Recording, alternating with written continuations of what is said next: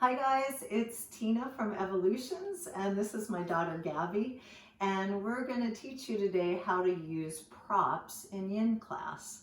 The virtual classes have been wonderful. However, as an instructor, it's a little bit frustrating because I can't see you guys, and so I can't offer any assist in the poses. So I'm going to show you through props how to increase or decrease intensity in the poses.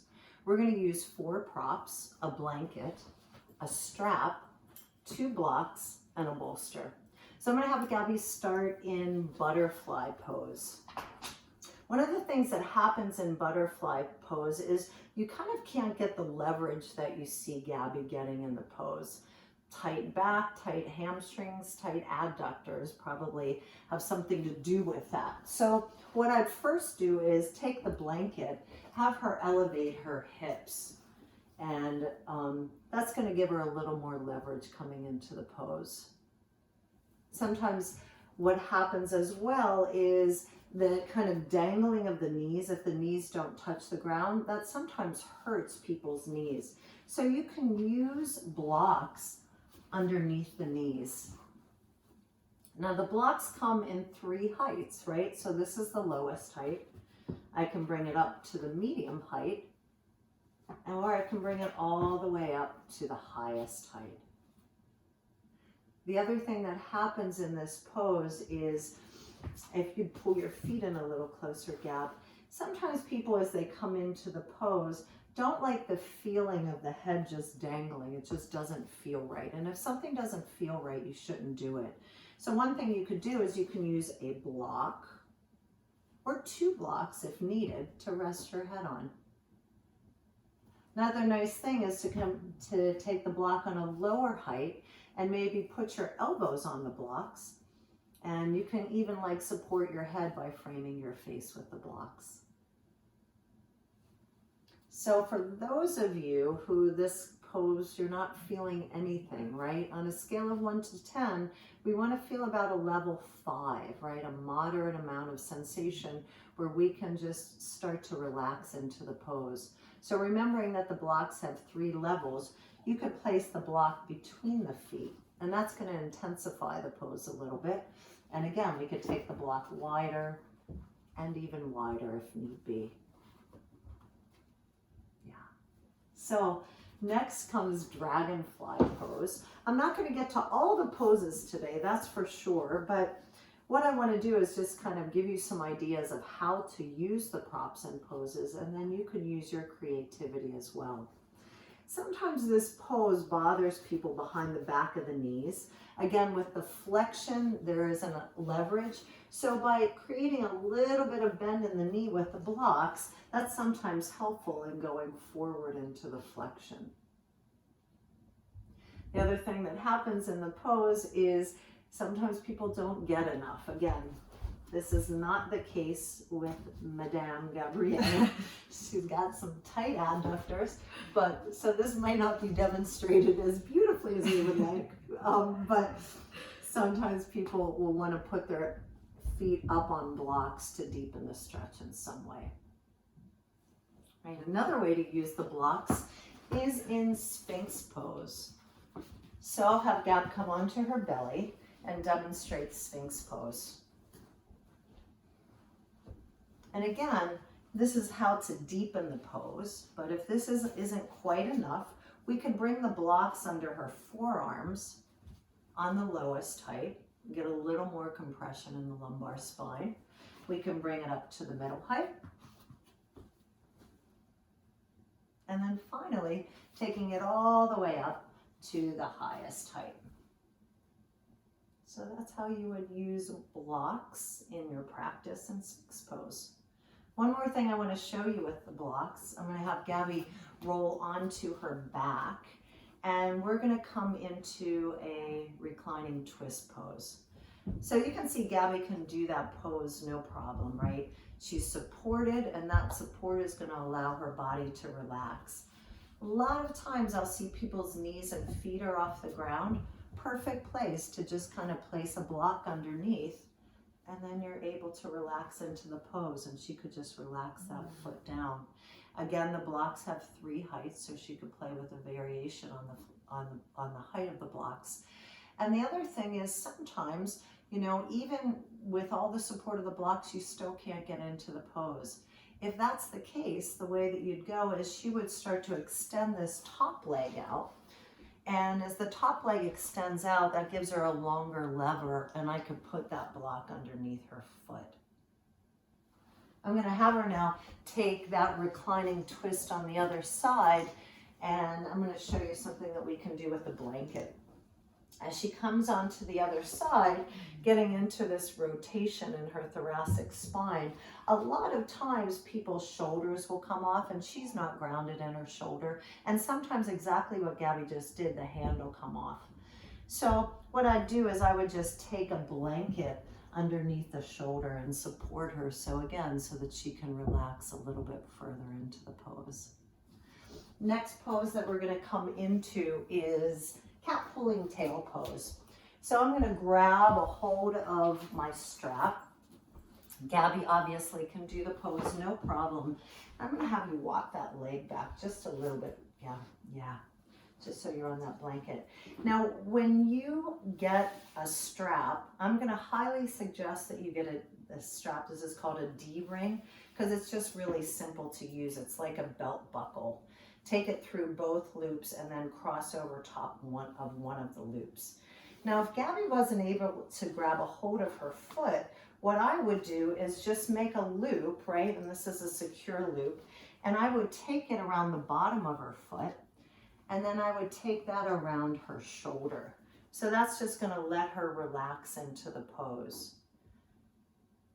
If you wanted to have another option for that, she could just use the strap and hold on to the strap if her foot was just too far away. So as I remove this from her, I'm going to have her lie down onto her back. The great thing about the straps is they can make your limbs a little longer. So as she comes up into a hamstring stretch, all you can do is you can use this strap and she can take it around the bottom of her foot and she can just start to pull that foot in until she feels that moderate amount of stretch in the back of her leg. Another thing to do with these straps is I'm going to have her come up into dragon pose. Is many times in yoga, not just in yin yoga, sometimes what limits us in a pose is not so much our flexibility, but something called compression. So it's the opposite of like, oh, I'm really tight, my muscles are tight. It's really like in this pose, her hip might be banging into the front of her thigh and just may be really uncomfortable for her. So I can kind of fold the strap over, place it in the front of her hip, and that would take that compression out of it. Let's say in this pose that I'm using this pose, and it can be used for a couple of different areas in the body, but let's say that I'm using it for the front of Gabby's hip for her hip flexor muscles. One thing I can do is I can take a block and I can place it under her tush so that she could rest deeply, right? Another thing, if her arms were long enough, she could place her hands on the blocks and she could just rest. And then if she wanted to deepen the pose, what happens, right, if I'm working on a hip flexor, hip flexors do hip flexion. So I'm going to take the body in the opposite direction. So I'm going to guide her more towards a back bend. I'm going to have her lift her chest up, her breastbone up, and that's really going to deepen the stretch for her. Next pose that we're going to come into is swan pose. So in up swan, before she goes down to the ground, for Gabby, it's not a problem for her to go straight down onto the mat. But for some people, that's a stretch, and we're targeting this outer right hip. So here's where I can start to bring the bolster in. I use a rectangular bolster. There's round bolsters. It's a matter of preference. I like this because I like that you can lie it flat onto the ground. So she can just rest right over top of that. And again, remembering that we're trying to find our edge in the pose, right? We're not trying to go over the edge. We're trying to find some sense of support so that we can rest into the pose and hence affect the connective tissue. And in affecting the connective tissue in the body, we affect the energy in the body. So another thing that I'd like to show you with the bolster is, Gabby, we're coming all the way down into swan pose again. Sometimes the hips can be unlevel, the pelvis can be uneven, it can be uncomfortable. And so you can just kind of put that bolster right underneath the hip to level her hips out, which is really, really nice. Another way that you can use the bolster if you're pregnant is coming back into Sphinx pose. This can go underneath her hips. So if she was pregnant, her belly could just kind of lie over top and she could still get the benefit of that pose without putting any kind of pressure on her belly. Last way that I want to show you how to use this is coming into frog pose. So before you come into frog pose, a lot of things that at times I hear that frog hurts the knees. So the blanket is just a lovely thing to pad the knees. So I'm going to bring her knees up onto the blankets. I'm going to have her take her legs apart and then walk forward into the pose. So again, not a problem for Gabby, but again, a nice support is this bolster, which can go right underneath her. And then she can just rest easily into the pose. And then we save the best pose, not for the last. I'm gonna show you some things to do with saddle pose. Super hard pose for me, not so much for her. You would never know that we were mother and daughter. She just flops right down into it. That is beyond my comprehension. So I'm going to show you a couple of things you can do, and I'm going to use all the props on this. One thing that happens, and Gab, I'm going to have you come to hands and knees, is that amount of flexion for me really hurts my knees. So again, like I did in dragon pose, I can kind of fold up this strap and I can put it right behind the back of the knee. Now I'd need two because I'd obviously do one on the other side. So that's going to be one thing that I can do. The other thing where I hear people being uncomfortable and not able to relax into the pose is that amount of stretch in the front of the ankle. So what I'm going to do is I'm going to take this blanket and I'm just going to roll it up and I'm going to place it right underneath her ankles. Yeah, so that she can just come back and that discomfort is taken away. Now she can sit without anything. Another thing that you can do in this pose is you can use your blocks. So if you couldn't sit all the way down, I can use one block and I can place it under her tush. And for some people that's not enough. And I could use a second block, right? And so people a lot of times feel a lot of sensation in the front of their quads just from doing this. One more thing I want to show you on saddle pose is if you can recline back without going flat, without any props. I'm going to show you ways to build this up. So I'm going to remove this blanket, remove the blocks. I'm going to have Gabby scooch a little bit more forward.